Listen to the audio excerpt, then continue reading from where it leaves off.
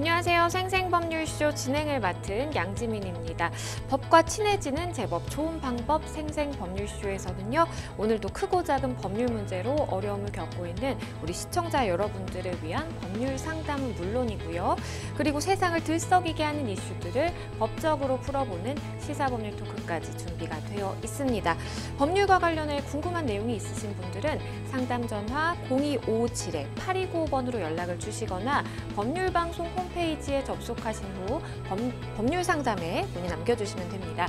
그리고 아래 나가는 메일로도 상담 문의 받고 있습니다. 각 분야의 전문 변호사가 무료로 성심성의껏 상담을 해드리니까요. 많은 참여 부탁드립니다. 그리고 지금 이 방송 유튜브를 통해서도 실시간으로 함께 방송이 되고 있습니다. 많은 시청 부탁드리겠고요. 또 유튜브를 통한 소통의 창구도 열어두겠습니다. 그럼 오늘 도움을 주실 변호사님 소개해드리겠습니다. 김기훈 법률사무소의 김기훈 변호사님 자리하셨습니다. 안녕하세요. 네, 안녕하세요. 김기훈 변호사입니다. 오늘도 쉽고 명쾌하게 설명드리도록 하겠습니다. 네, 변호사님 주말 잘 보내셨어요? 네, 잘 보냈습니다. 네, 사실 날씨가 많이 이제 선선해져서 좀 가을이 성큼 다가왔음을 좀 느낄 수 있는데요. 우리 시청자 여러분들도 가을 만끽하시면 좋겠습니다. 네, 시작해 보겠습니다. 오늘 김기훈 변호사님과 함께 하겠습니다. 오늘 접수된 상담 내용부터 함께 만나보시죠. 월세 계약, 특약 위반은 친동생 때문에 소송을 당했어요. 별거 중 몰래 물건 가져가면 절도죄, 이벤트에 당첨됐는데 잠수 탄 업체. 이렇게 오늘 4가지 상담 접수가 되어 있습니다. 잠시 후 김기훈 변호사님과 함께 짚어보도록 하겠고요. 우리 시청자 여러분들도 어떤 해결책이 제시되는지 함께 해주시면 되겠습니다. 그럼 첫 번째 코너로 바로 가보겠습니다. 우리 시청자 여러분들이 법과 친해지기를 바라는 마음에서 다양한 코너들 마련해 두고 있는데요. 오늘은요, 이 대법원 화제의 판결을 소개하고 또 해석해보는 시간 판결록 준비가 되어 있습니다. 이 뉴스와 신문에서 회자되고 나는 판결들 하나씩 살펴보고 있는데요. 오늘은 어떤 사건 좀 준비해 주셨을까요? 예, 여러분들께서도 아마 기억이 나실 텐데요. 2년 전에 있었던 사건입니다. 2년 전에 인천에서 층간소음 때문에 이제 칼부림 사건이 있었습니다. 네. 예, 그래서 이제 경찰이 출동을 했는데 그 경찰이 이제 그 장면을 보고서 도망치고 한 명은 또 그랬죠. 아무런 조치도 안 하고 그래서 이제 전 국민으로 많은 공분을 샀고 그리고 뉴스도 많이 나왔죠. 이 사건에 대해서 이제 최근에 판결이 나왔는데요. 이거에 대해서 살펴보도록 하겠습니다. 네, 저도 기억이 나네요. 그때 당시에 이제 1층에서 경찰만 빨리 좀 위로 올라갔으면 이렇게 피해자가 사망하지 않았을 것이다라는 여론이 굉장히 좀 많았던 그런 사건으로 기억을 하는데요. 우선 어떤 사건이었는지 사실관계부터 좀 설명을 부탁드릴게요. 예, 2021년 11월 15일 날 인천 남동구에서 발생한 사건입니다. 네. 그래서 이제 서로 공동주택에 살다 보니까 층간소음 문제로 이제 많이 다퉜죠. 그 사이에서 이제 가해자가 이제 집에 이제 침범을 해가지고 이제 일이 발생한 사건입니다. 그 이제 피해자 집에는 남편 그리고 아내 그리고 이제 딸이 있었습니다. 여기에서 이제 경찰이 출동을 한 사건인데요. 경찰이 출동을 했을 때 그 전에 이제 어떤 피해를 받았냐면 네. 남편은 이제 오른속 인대에 이제 부상을 입었고 그 다음에 딸은 그 얼굴 쪽에 7cm 깊이의 이제 부상을 입었고 네. 아내는 경추 부상을 입은 상태입니다. 이제 그런 상태에서 이제 경찰이 출동했으면 당연히 이걸 현장을 보고서 바로 구조 조치를 해야 되겠죠. 더 이상 가해자가 흉기를 가지고 난동을 부리지 않게 해야 되겠죠. 근데 흉기 이 장면을 보자마자 경찰관은 현장을 이탈합니다. 도망치고 또 그리고 그 도망치는 걸 알면서도 다른 경찰관이 같이 또 아무런 조치를 취하지 않고 같이 갑니다. 이런 상태에서 결국엔 충분하게 더 많은 피해를 막을 수 있었음에도 불구하고 아무런 경찰관이 막지도 못하고 그래서 국가가 이제 어떠한 보호 조치를 못한 이런 사건이 발생한 것입니다. 그래서 결국에는 이제 경찰은 이제 경찰의 잘못을 인정했지만은 너무 많은 국민들이 충격을 받아서 많은 공분을 샀던 사건입니다. 그쵸. 그때 당시에 그 CCTV 영상도 공개가 됐었고, 그리고 일단은 경찰 입장에서는 그 지원 요청을 하기 위해서 이제 나갔다라고 이야기는 했었지만 현장을 그렇게 급박한 순간에 이탈했다라는 것이 굉장히 좀 많은 문제가 됐던 걸로 기억을 합니다. 일단은 사건을 설명을 해주셨는데 들어보니까 경찰의 직무유기 아닌가라는 생각이 좀 드는데요. 직무유기 어떤 내용을 의미할까요? 네, 직무유기는 아무나 다 직무유기가 성립하는 주체가 되는 건 아니고요. 네. 공무원에 이제 포함되어야 됩니다. 이제 공무원은 당연히 이제 공무를 종사하는 사람이어야 되고, 그리고 공무집행을 위탁받은 사인도 포함됩니다. 네. 그리고 대법원 판례에 따르면은 그 직무를 수행할 자기 의무가 있음에도 불구하고 그 직무를 버린다는 인식하에 자기 의무를 이행하지 않았을 경우에 성립되는 범죄입니다. 네. 단순히 이제 직무 수행을 거부한다는 건 능동적으로 그 직무를 수행할 의무가 있음에도 불구하고 이를 수행하지 않는 경우를 말하기 때문에 적극적 또는 소극적으로 그 행위는 불만합니다. 그래서 이제 직무를 유기한다는 건 정당한 이유 없이 의식적으로 직무를 포기하거나 직무 또는 직장을 이탈하는 것을 말합니다. 이에 반해서 태만한 거죠. 그리고 착각을 통해서 직무를 성실히 수행하지 않는 경우나 형식적으로 또는 소홀하게 직무를 수행함으로 인해서 성실하지 못한 직무 수행 때문에 불가한 경우는 직무유기죄에 성립하지 않습니다. 그리고 만약에 직무유기죄가 성립된다고 하면은 1년 이하의 징역 또는 금고, 3년 이하의 자격정지에 처하게 됩니다. 그래서 징역형은 최고형이 1년 이하의 징역에 처하게 됩니다.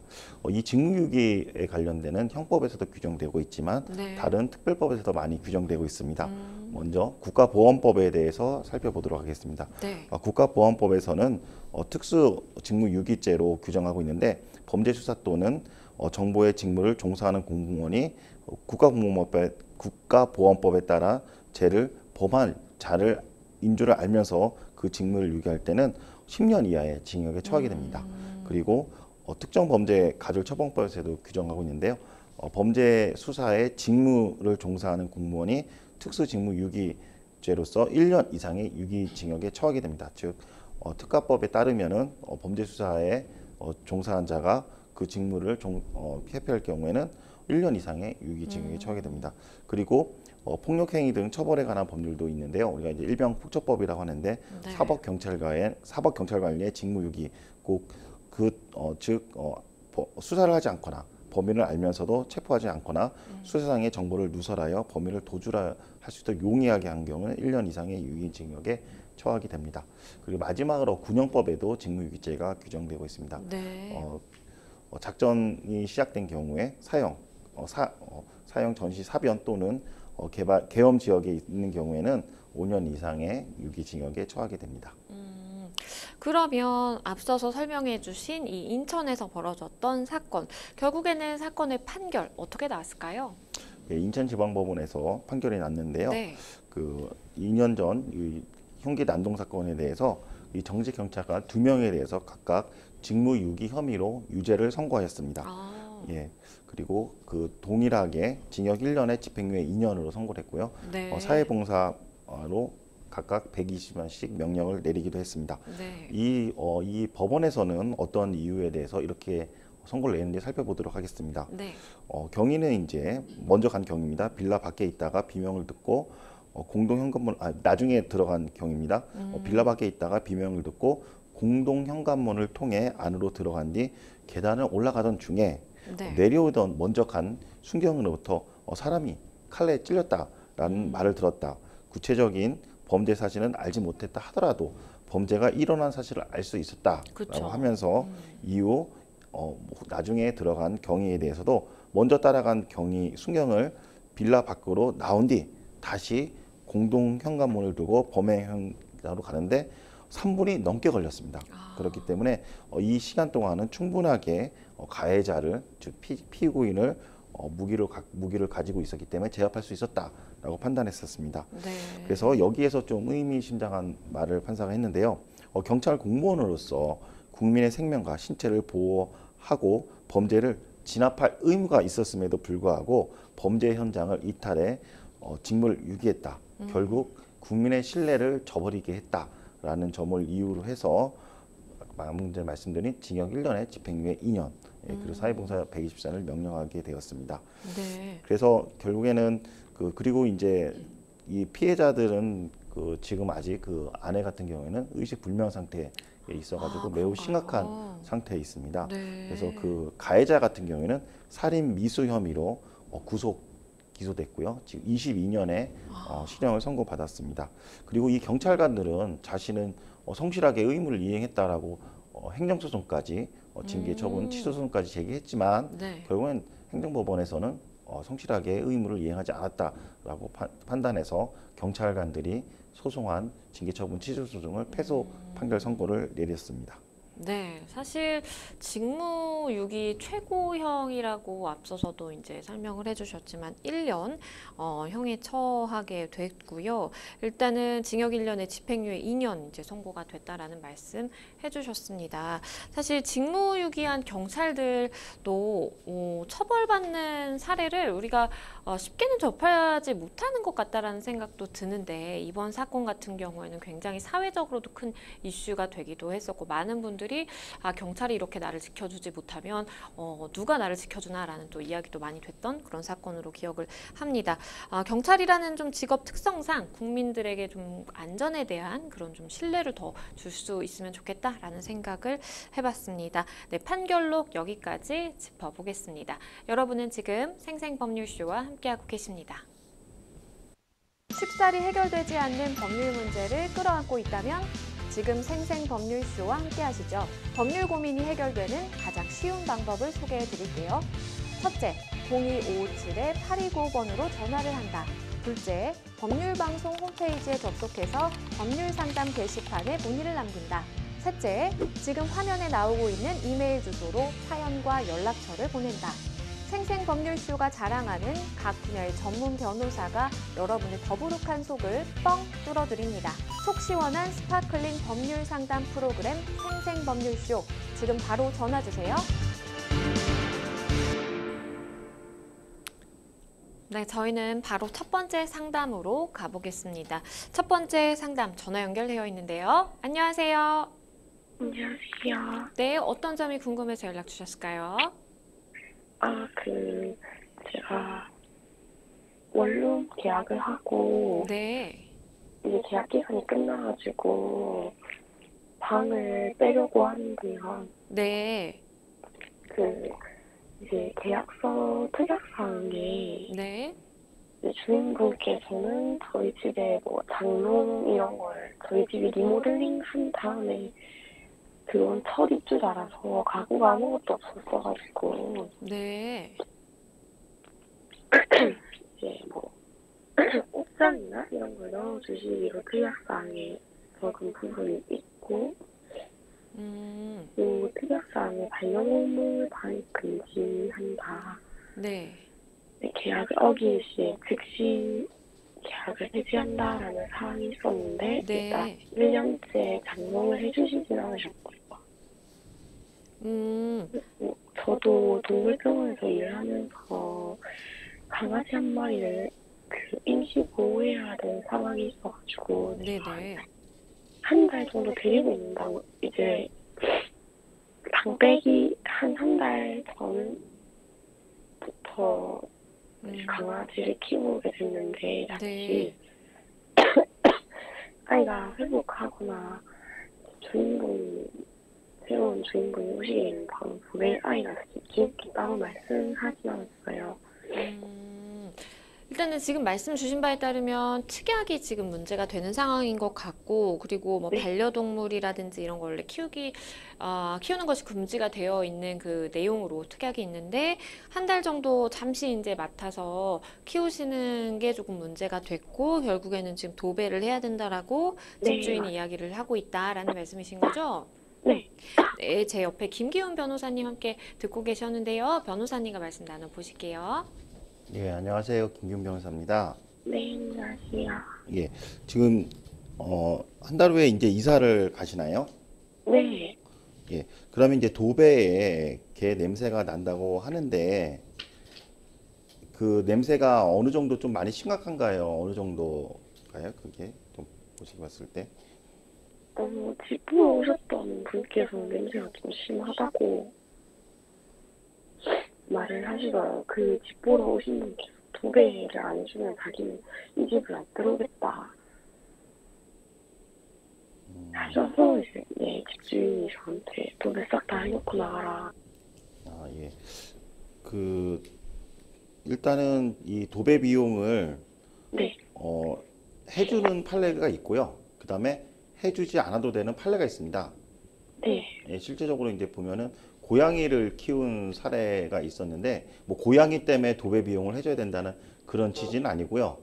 그 뭐 반려동물을 키웠는데 그 냄새가 뭐 그 지금처럼 그 이제 장판에도 아니 도배 벽지에도 나올 수도 있고 뭐 장판에도 많이 배일 수가 있잖아요. 예. 그래서 만약에 지금 판결을 좀 제가 설명을 드리면 이 냄새 때문에 도저히 방을 교체하지 않으면 방을 사용하지 못하겠다라고 할 정도 수준이면은 이 도배 비용을 책임져야 된다라고 하는 판례가 있고 거기에 더불어 가지고 교체하는 데 있어 갖고 일정 시간이 또 걸리잖아요. 네, 그래서 도배가 하는데 뭐 일주일 정도 걸린다, 뭐 3일 정도 걸린다라고 하면 그 기간 동안에도 손해배상을 해줘야 된다. 임대료죠. 임대료를 지급해줘야 된다라고 하는 그 손해배상 판례가 있습니다. 근데 꼭 무조건 그런 건 아니고 이 냄새가 집을 사용하는 데 있어 가지고 그 정도 지금 수인 한도라고 표현하는데 판례에서는 좀 참을 수 너무 그 심각한 건 아니다라고 할 정도라고 하면은 뭐 예를 들어서 도배를 했을 때 뭐 냄새로 뭐 잠깐 청소하거나 그 냄새 제거하는 거 있지 않습니까? 그래서 그런 걸 통해 가지고 제거할 수 있다고 하면은 도배 비용은 물어줄 필요는 없다라고 하는 또 판례가 지금 양자가 좀 혼재되어 있어요. 예, 예. 그래서 지금 이 단순히 강아지를 한 달 동안 키웠다는 이유만으로 판사가 법원의 사례를 보면은 인정한 건 아니고 실제적으로 그 강아지를 애완견을 키워서 어떠한 피해를 입었는지에 대해서 구체적으로 소송을 제기한 사람이 입증을 해야 그 손해배상 도배 비용을 받을 수가 있습니다. 근데 도배를 안 하고 만약에 예를 들어서 그 강아지 냄새가 심각해서 도배를 해야 되는 상황이다라고 할 경우는 그 도배 비용만 물어주는 게 아니라 판례는 더 해서 이 도배를 늦게 교체하지 않음으로 인해서 새로운 임차인이 늦게 들어왔다라고 할 경우에 그 도배를 공사하는 기간에 대해서도 추가로 손해배상을 같이 물어주고 있습니다. 그리고 만약에 아예 뭐 전혀 그 도배할 정도까지는 아니다라고 하면은 지금 말씀드린 그런 도배 교체 비용과 그다음에 도배로 인한 새로운 임차인이 늦게 들어온 거에 대한 손해배는 물어주지 않는다고 판단이 되어 있어요. 예, 그래서 제가 그 좀 판례를 좀 말씀드리겠습니다. 그 2020년도에 있었던 판례인데요. 네, 예, 강릉 지원에서 있었던 판례입니다. 그래서 꼭 이거를 판례 번호를 제가 알려드릴 테니까 기억하셔가지고 대응을 잘 하시길 바라겠습니다. 네, 춘천지방법원 강릉 지원인데 2020년 2월 19일 날 선고된 겁니다. 사건 번호가 2019 가단 3208 사건입니다. 예, 이 사건인데 이 사건에 대해서는 그 일부분만 즉 다시 재임대할 수 있는 기간 그리고 아까 말씀드린 도배 기간에 대해서만 손해배상을 인정을 했고 나머지 원고가 기타 여러 가지 고양이 냄새가 난다고 해서 여러 가지 싱크대나 여러 가지 주장을 많이 했긴 했었습니다. 근데 거기에 대해서는 일부만 인정해주고 일부는 그 고양이 냄새 때문에 전부 다 원고가 주장하는 거를 전부 다 인정해줄 수는 없다라고 한 판례입니다. 그래서 요 판례 번호 제가 알려드린 2020년 2월 19일 강릉 지원 2019 가단 3208 사건을 꼭 기억하시면은 판례를 한번 찾아보신 다음에 그 대응하시면 많이 도움이 될 거라고 생각합니다. 네, 혹시 더 궁금하신 사항 있으실까요? 그러면 그 주인분이 특약사항 어긴 것에 대한 거나 그 막 항상 집 집 비밀번호 바꾸기 전에 그냥 막 사람이 뜨겁든 연락도 안 오면 막 들어오시고 그랬었는데 그런 건 따로 제가 어떻게 할 수 있는 방법이 없는 거죠. 지금 제가 전화가 잘 안 들리는데 네, 그 특약이 반려동물 특약 외에 다른 특약이 있었다는 얘기죠? 네, 장롱 해주기로 하셨는데 그것도 그냥 안 해주셨다거나 특약에 어떤 거를 뭐 가구나 에어컨을 넣어주기로 했었나요? 네, 근데 가구를 안 넣어주셔가지고 제가 왜 옷장을 안 넣어주시냐 하니까 뭐 행거도 있고 괜찮구만 이러고 그냥 안 넣어주셨거든요. 그 요거에 대해서 좀 말씀드리겠습니다. 지금 임대차 계약서에 특약 같은 거 보통 많이 하시죠. 네, 그리고 또 이사 가시니까 또 특약을 하실 거고 또 앞으로도 뭐 계속해서 특약을 하실 것 같은데 지금 네, 임대 기간이 한 달밖에 남지 않아 가지고 지금 요거는 거의 시간이 다 돼 가지고 그 이제 기간이 다 돼 가지고 별 실익은 없을 것 같은데 앞으로 또 이런 특약 같은 게 할 수가 있지 않습니까? 그거를 대비해서 제가 설명 좀 드리겠습니다. 특약 같은 경우에 가구나 에어컨을 임대인이 제공해 주겠다라고 특약하는 경우가 많이 있죠. 그래서 판례를 보면은 이거에 대해서 원칙적인 거는 특약을 했으면 임대인이 그 특약을 지켜야 되는 게 원칙입니다. 예. 그럼 만약에 안 지켰을 경우에 내가 어떻게 대응하는지 궁금하잖아요. 네, 예. 이 안 지켰을 때 대응 방법을 보면은 그 임차인은 계약을 해지할 수가 있습니다. 해지하는 이유는 임대인이 특약으로서 자신의 의무를 이행하겠다고 약속을 했는데 그런 의무를 이행하지 않았기 때문에 즉 채무, 의무를 불이행했다는 점으로 이유로 해서 임차인은 계약을 해지할 수가 있어요. 해지할 수가 있습니다. 그러면 궁금한 게 나 그럼 계약만 해지하고 또 다른데 이사 가는데 어떡하냐 이렇게 문제가 되잖아요. 네, 보통 중개사를 통한 계약서에 보면 전형적으로 계약이 그 임대인 또는 임차인의 불이행으로 계약이 불이행했을 때는 손해배상을 해주겠다고 되어 있습니다. 예정으로. 근데 그 금액을 보통 어떻게 되어 있냐면 계약금으로 기준으로 해서 손해배상을 해주겠다라고 해서 규정되어 있는데 이게 법리적으로 말하면 손해배상 예정이라고 합니다. 그래서 실제적인 판례를 보면은 특약을 임대인이 해주겠다라고 안에 넣는데 임대인이 그 부분에 대해서 이행하지 않을 경우 임차인은 그 임대차 계약을 해지할 수 있고 그 다음에 계약금 상당이죠. 계약금 만약에 1억이다 라면 보통 10%인 1,000만 원을 계약금으로 하잖아요. 또 만약 5천만 원이면 500만 원을 하고 그 계약금 상당의 손해배상을 해준다라고 손해배상 예정이라고 보통 계약서에 되어 있거든요. 안 돼 있으면 못하지만 보통 되어 있긴 합니다. 그래서 지금 같은 경우에는 가구나 에어컨이 없다는 점을 이유로 해서 계약을 해지할 수 있고 그 계약을 해지한 이유가 임대인의 채무 불이행이고 그리고 이렇게 계약이 해제됐을 때 손해배상 예정 금액을 계약금으로 한다고 보통 계약서에 적용되어 있기 때문에 다음부터는 만약에 1억의 계약금을 1억에 대해서 보증금이고 10%가 계약금이라면 여기에 계약을 해지해서 1,000만 원을 청구할 수가 있습니다. 근데 나중에 만약에 이게 소송으로 갔을 때 단순히 그 임대인이 가구나 에어컨을 넣어주기로 했습니다라고 이것도 당연히 주장해야 되지만 가구나 에어컨을 왜 특약으로 넣는지 반드시 임차인에 있어서는 매우 중요한 이 계약을 성립하는 데 있어서 결정적인 요소다라고 하는 것을 입증을 해야 됩니다.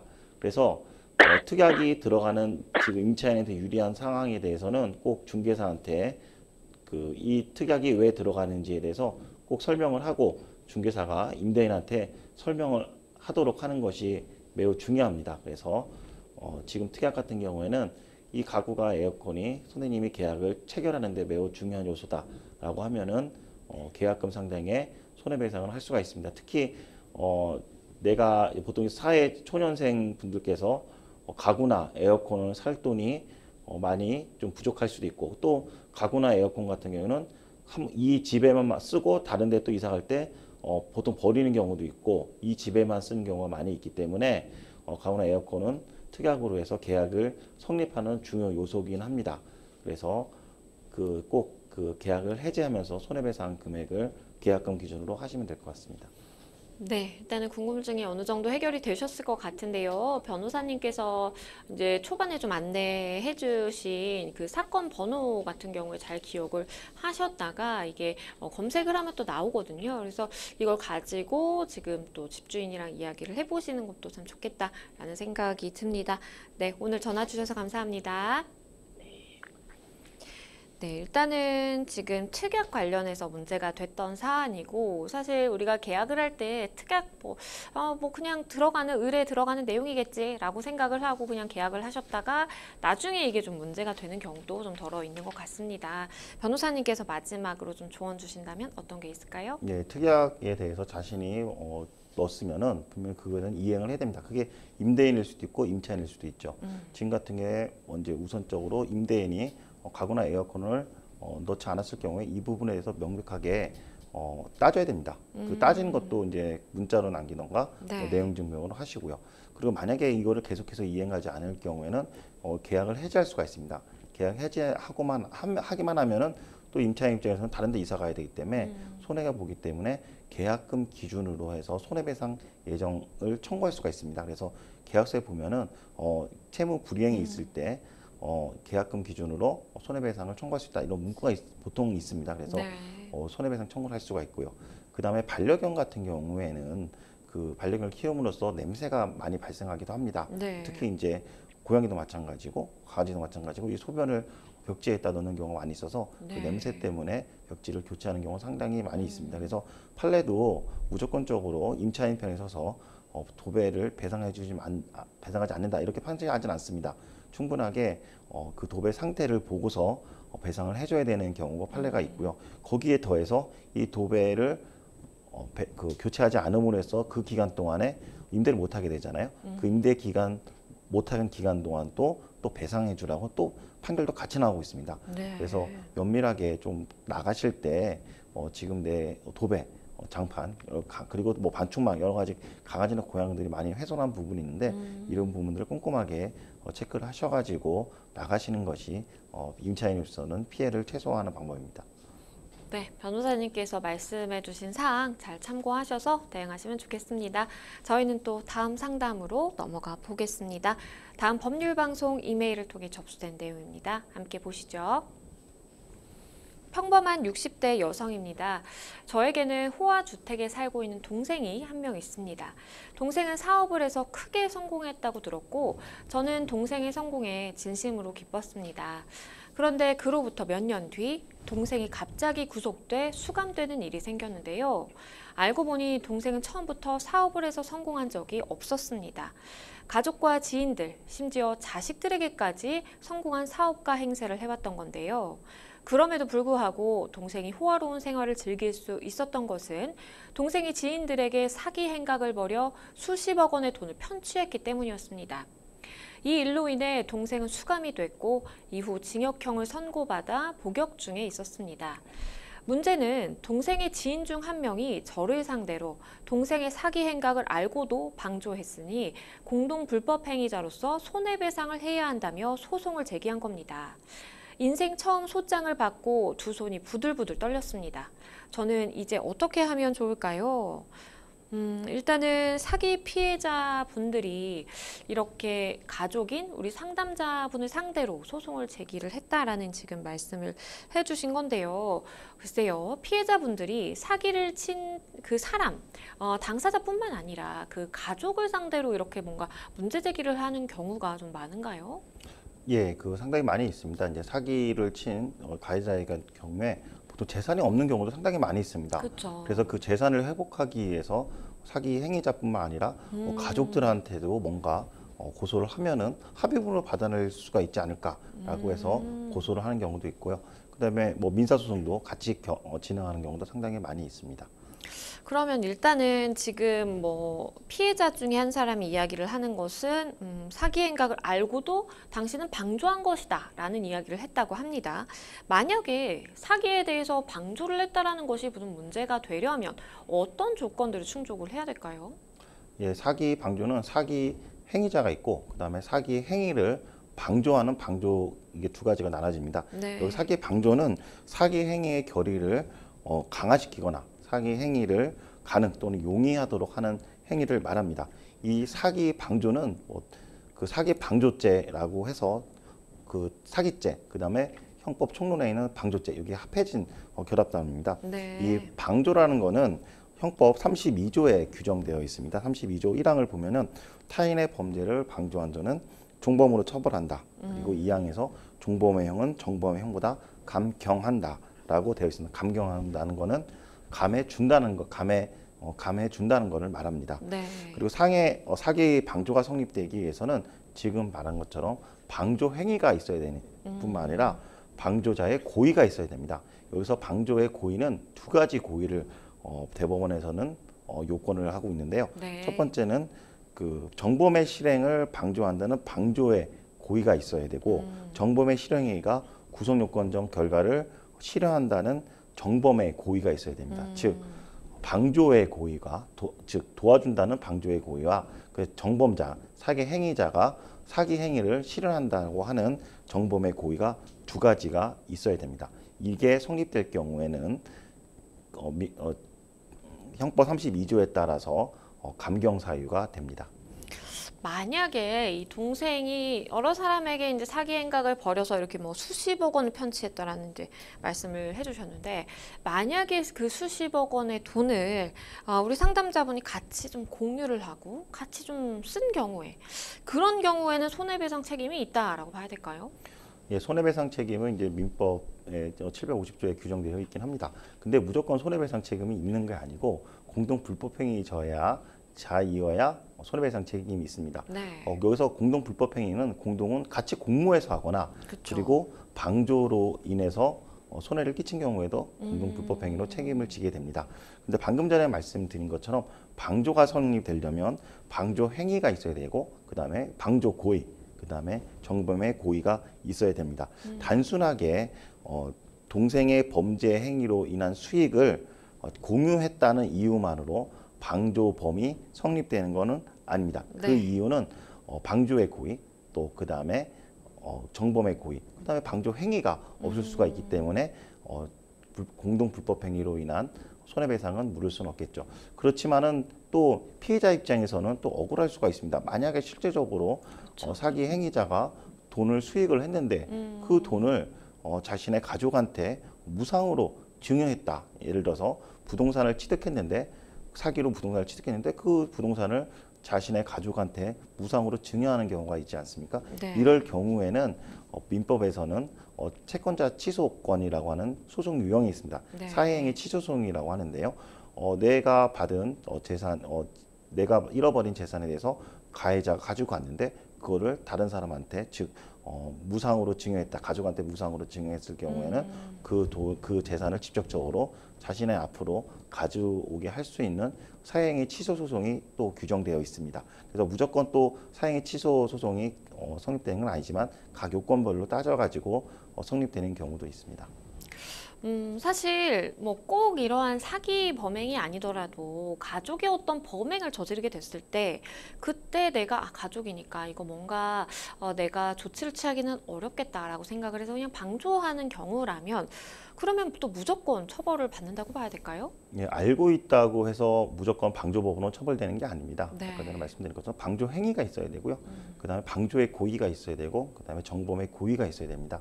이거는 이 세 가지는 어떠한 인식과 어떤 행위를 필요하기 때문에 단지 인식하고 있었다, 알고 있었다라는 걸로 해서 방조범이 처벌되지는 않습니다. 일단은 우리 상담자분 같은 경우에는 동생의 성공에 크게 기뻐하셨다라는 말씀을 주신 걸 보면 전혀 모르고 계셨던 것 같아요. 그러면 나는 이렇게 동생이 사기 행각을 벌이는 거 전혀 몰랐고 방조하지 않았다라고 내가 입증을 하고자 한다면 어떤 것들이 좀 필요할까요? 원칙적으로 유죄의 입증은 수사기관이 입증을 해야 됩니다. 네. 근데 수사 과정 중에 충분하게 수사를 받는 가족들도 자신이 입증할 수 있으면 최대한 입증하시는 것이 유리하게 될 것입니다.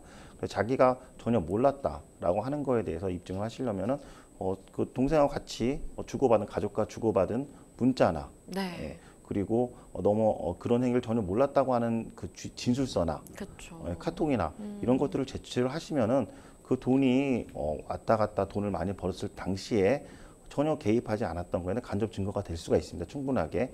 만약에 알았던 사람하고 그다음에 전혀 몰랐던 사람하고 주고받은 문자나 카톡이나 이런 것들이 다르겠죠. 그래서 네. 이거에 대해서 자신이 충분하게 입증하시는 것이 좋습니다.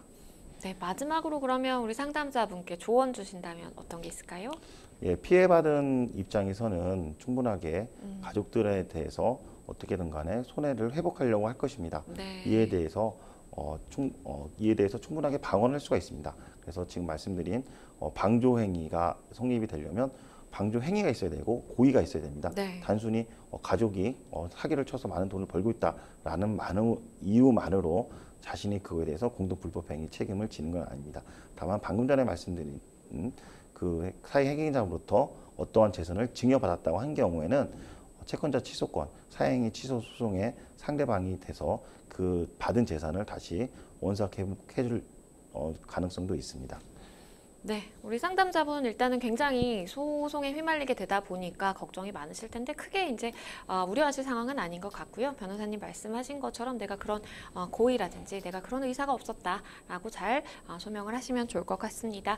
여러분은 지금 생생법률쇼와 함께하고 계십니다.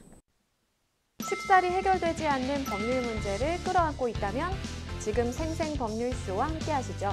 법률 고민이 해결되는 가장 쉬운 방법을 소개해 드릴게요. 첫째, 02557-8295번으로 전화를 한다. 둘째, 법률방송 홈페이지에 접속해서 법률상담 게시판에 문의를 남긴다. 셋째, 지금 화면에 나오고 있는 이메일 주소로 사연과 연락처를 보낸다. 생생법률쇼가 자랑하는 각 분야의 전문 변호사가 여러분의 더부룩한 속을 뻥 뚫어드립니다. 속 시원한 스파클링 법률 상담 프로그램 생생법률쇼. 지금 바로 전화 주세요.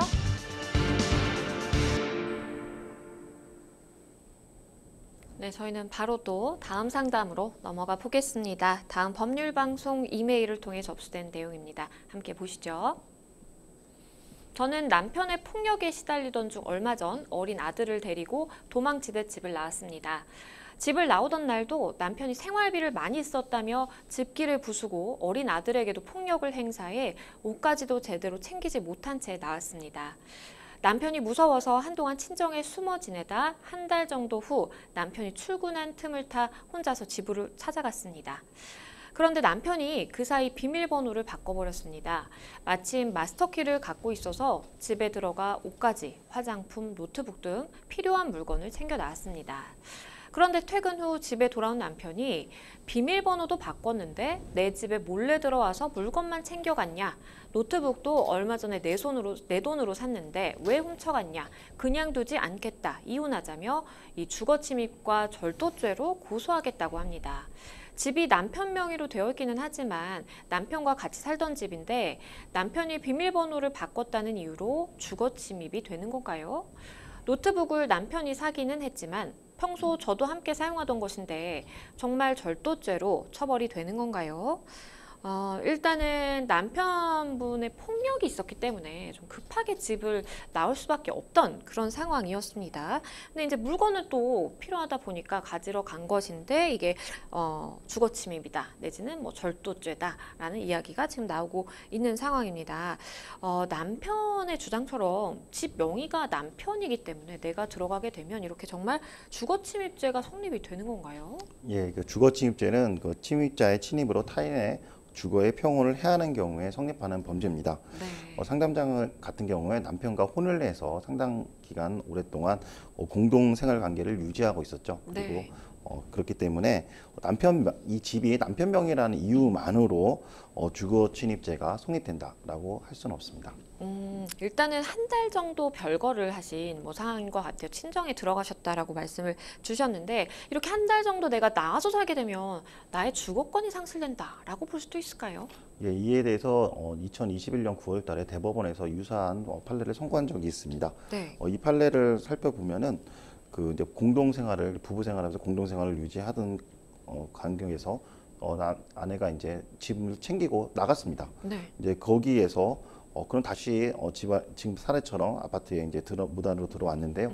이럴 경우에 한 달 동안 이탈하다가 무단으로 들어왔을 때 주거 침입죄가 성립되는지에 대해서 판단했는데요. 여기에서 대법원은요, 그 한 달 동안 별거했다는 안으로 아파트에서의 공동생활에서 이탈했거나 그에 대한 지배 관리를 상실하였다고 보기 어렵다라고 판단하였습니다. 즉 이혼 절차도 밟지 않고 그냥 한 달 동안 집을 무단 이탈했다가 다시 들어왔다는 이유만으로 주거권이 상실되지 않아 그다음에 그 주거 침입죄 성립되지 않는다라고 판단한 사례가 있습니다. 그런데 이게 참 좀 애매한 부분이 있을 것 같기는 해요. 왜냐하면 이제 별거도 사실 몇 년씩 하시는 분들도 있거든요. 그러면 이 별거 기간이 길어질수록 뭔가 주거 침입죄가 성립될 가능성이 높다라고 보는 것이 맞을까요? 예, 방금 전에는 한 달 정도 생활하다가 한 달 정도 별거한 사안이 있는데요. 네. 7년 정도 별거한 사례가 또 있었습니다. 네. 예, 이 사안에서는 이제 2020년 대구에서 있었던 판례인데요. 이 판례를 보면은 이혼을 요구하면서 7년 동안 아내와 자녀가 있는 아파트에서 별거를 한 상태였다. 별거 상태였습니다. 그 상태에서 아내하고 딸이 있던 아파트에 문을 부수고 들어갔었습니다. 그래서 이 남편한테 주거 침입죄가 성립되는지 판시를 했는데요. 이에 대해서 대구지방법원은 별거 기간이 길어질 경우에 7년 동안 됐기 때문에 주거지의 공동생활에서 이탈하였고 네. 그에 대한 지배 관리권을 상실하였다라고 판단해서 주거침입죄를 성립한다라고 판시한 사례가 있습니다. 그러면 이 노트북 부분은 또 어떻게 봐야 될까요? 사실 내가 샀기 때문에 그걸 가져간 거 절도죄야라고 남편이 주장하고 있는 상황인데 정말 절도죄가 성립이 될까요? 예, 이제 공동 점유라고도 볼 수도 있고요. 그 다음에 네. 또 절도죄 같은 경우에는요, 그 형법 328조에 친족 상도례가 또 적용이 됩니다. 직계 혈족 배우자 등의 경우에는 그 형을 면제한다라고 되어 있습니다. 이 사안 같은 경우에는 아직 이혼하지 않았기 때문에 여전히 법률상 배우자가 되고요. 법률상 배우자일 경우에는 절도죄의 경우에 형이 면제가 됩니다. 사실 이 대목에서 좀 안타까운 게 가정폭력 피해자란 말이에요. 우리 상담자분 같은 경우에는. 그런데 이제 남편으로부터 뭐 이런저런 뭐 절도죄다 뭐 이렇게 하면서 고소의 위협까지 지금 당하고 있는 상황입니다. 주거지로부터 이 남편을 내보낼 수 있는 방법은 없을까요? 예, 가정폭력 처벌법에 대해서 규정하고 있습니다. 네. 가정폭력 처벌법에서 임시조치로서 분리하는 조치가 있고요. 또 가정폭력으로 신고당해서 가정보호처분으로 법원에 넘겨졌을 경우에 법원은 보호처분의 일환으로 접근금지 명령을 내릴 수가 있습니다. 그렇기 때문에 사법경찰관 또는 법원을 통해서 거주지를 내보낼 수가 있습니다. 네, 그럼 마지막으로 우리 상담자분께 조언 주신다면 어떤 게 있을까요? 예, 이럴 경우에는 이제 주거침입죄가 성립되냐 안 되냐 이렇게 많이 고민하실 텐데 한 달 정도 이탈된 경우에는 주거침입이 네. 성립되지 않습니다. 충분하게 자신의 물건을 가지고 갈 수가 있습니다. 그리고 남편이 계속적인 폭언이나 폭행 이거는 가정폭력 처벌법에서 규율되기 때문에 경찰관을 통해서 분리 조치가 지금 현재 많이 이루어지고 있습니다. 또 경찰관에서 이루어진 이후에 법원으로 넘어갔을 때 또 법원에 보호 처분을 요구해서 분리 조치를 계속해서 유지할 수가 있습니다. 네, 일단은 남편분과의 이혼도 좀 문제가 될 수 있고, 그리고 지금 뭐 절도죄라든지 여러 가지 뭐 형사 고소를 하겠다라고 하다 보니까 많이 좀 불안하신 마음도 있을 것 같은데요. 변호사님 말씀해주신 것처럼 이 형사적인 처벌 관련해서는 뭐 크게 문제가 될 것 같지 않으니까요. 좀 이혼 관련된 문제에만 좀 집중을 해보시면 어떨까라는 생각도 듭니다. 잘 해결이 되시면 좋겠습니다. 저희는 또 다음 상담으로 넘어가 보겠습니다. 다음 법률방송 이메일을 통해 접수된 내용입니다. 함께 보시죠. A 회사에 미용기기를 구입하게 됐는데요. 구매 인증 이벤트에 응모하면 당첨자에게 다음 달 출시할 신제품을 먼저 체험해 볼 수 있다는 광고를 발견하고 설레는 마음으로 이벤트에 참여했습니다. 그리고 한 달 전 당첨자로 선정이 됐다는 전화를 받았는데 해당 회사는 아직도 신제품을 보내주지 않고 있는데요. 제가 회사 측에 직접 경품을 요구해도 될까요? 일단은 이렇게 뭐 이벤트 응모한 이후에 당첨이 됐다라는 이제 연락을 받게 되면 사실 이렇게 우리 상담자분처럼 기다리게 되죠. 그런데 일단은 지금 깜깜무소식인 그런 상황입니다. 일단 이 이벤트 광고 같은 거 굉장히 좀 많이 찾아볼 수가 있는데 이벤트 광고로 인해서 이렇게 선물을 보내주겠다 아니면 당첨이 됐다라고 하는 것도 사실은 뭔가 계약의 일종으로 봐야 될까요? 예, 계약의 일정입니다. 민법에서 현상 광고라는 부분이 있습니다. 그래서 현상 광고에 해당됩니다. 민법 675조를 보면요. 네. 현상 광고는 광고자가 어느 행위를 한 자에게 일정한 보수를 지급할 의사를 표시하고 이에 응한 자가 그 광고에 정한 행위를 완료함으로써 그 효력이 발생한다라고 되어 있습니다. 그래서 지금 같은 경우에는 구매 인증 이벤트에 참여한 거고 민법상 현상 광고 계약이 성립된 거고 그 효력을 인정받을 수가 있습니다. 그러면 일단은 당첨됐어요라는 이제 연락을 받다 보니까 우리 상담자분이 회사 측에 신제품 왜 안 보내주냐 이렇게 경품을 직접 요구해도 괜찮은 건가요? 예, 계약이 성립될 경우에는 경품을 요구할 수가 있겠죠. 네. 지금 앞서 말씀드린 것처럼 상담자께서 회사 측에 일정한 행위를 완료했죠. 그게 바로 이벤트 응모 행위입니다. 그럼으로써 계약이 성립된 겁니다. 그렇기 때문에 그럼으로써 회사 측은 경품을 지급할 의무가 발생하는 거죠. 그래서 그 경품을 지급할 의무가 발생했기 때문에 상담자는 그 경품을 달라고 할 수 있는 청구권이 있습니다. 네, 말씀해 주신 것처럼 이제 계약이 체결됐다, 계약의 일종으로 좀 봐야 되기 때문에 사실은 내가 계약에 의해서 정당하게 요구할 수 있는 내 권리다라고 좀 볼 수 있겠고요. 당연히 경품을 달라, 신제품 나한테 빨리 보내달라라고 이야기를 할 수도 있다라는 말씀을 해주셨습니다. 이런 경우도 좀 많은 것 같아요. 이제 이벤트를 해놓고 모르는 번호 뭐 이렇게 있잖아요. 모르는 번호로 걸려오면 스팸인가 보다 이러고 안 받는 경우가 많은데 만약에 알고 보니까 이벤트 당첨 연락인 경우, 그러니까 내가 지속해서 전화가 왔지만 받지 않았고 그것이 이벤트 당첨 연락인 경우 결국에는 이 당첨이 취소됐다라는 통보를 나중에 받게 된다면 이 부분에 대해서 좀 문제 제기를 해볼 수 있을까요? 예, 현상 광고 당시에 회사 측이 당첨 확인 연락이 일정 횟수 이상 되지 않는 경우 당첨이 취소될 수 있다라고 해서 이런 고지할 수가 있습니다. 네. 만약에 고지를 했음에도 불구하고 고지를 한 경우에는 이 계약에 대한 취소는 적법하게 됩니다. 근데 만약에 현상 광고 당시에 이런 고지 내용이 없다고 하면은 계약을 취소할 수 있다는 회사 측의 입장은 인정받을 수가 없습니다.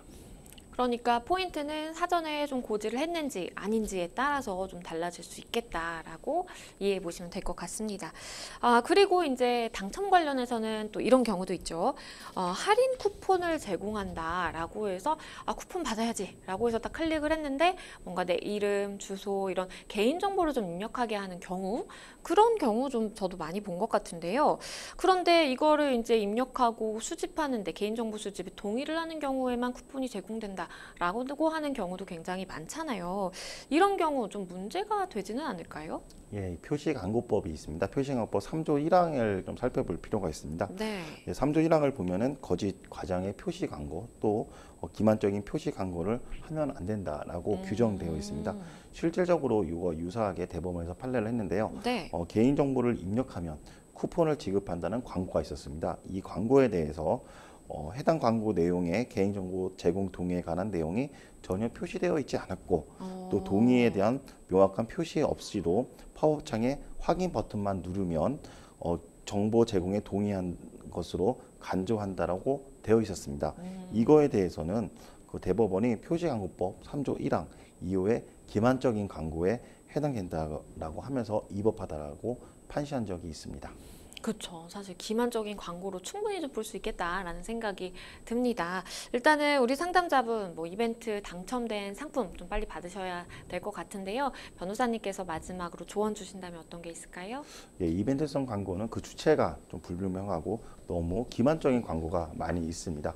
그래서 꼭 그 현상 광고 당시에 어떻게 광고했는지에 대해서 꼭 화면을 캡처하신 다음에 네. 지금처럼 응모한 이후에 회사 연락하셔갖고 신청하시면 됩니다. 만약에 그 회사가 기만적인 광고를 했다고 하면은 표시광고법에 의해서 처벌될 수가 있으니 꼭 체크하시기 바라겠습니다. 네, 일단은 내가 계약에 의해 발생한 권한의 기초에서 이렇게 빨리 보내달라, 신제품 보내달라라고 요구할 수 있으니까요. 회사로 좀 연락 취해보시는 게 좋겠다라는 생각이 듭니다. 네, 생생법률쇼 마누다 마칠 시간이 다 됐는데요. 오늘 함께 해주신 김기훈 변호사님 감사합니다. 네, 오늘 저희가 준비한 내용 여기까지입니다. 다음 시간에 더 풍성한 내용으로 다시 찾아뵙겠습니다. 시청해주신 여러분 고맙습니다.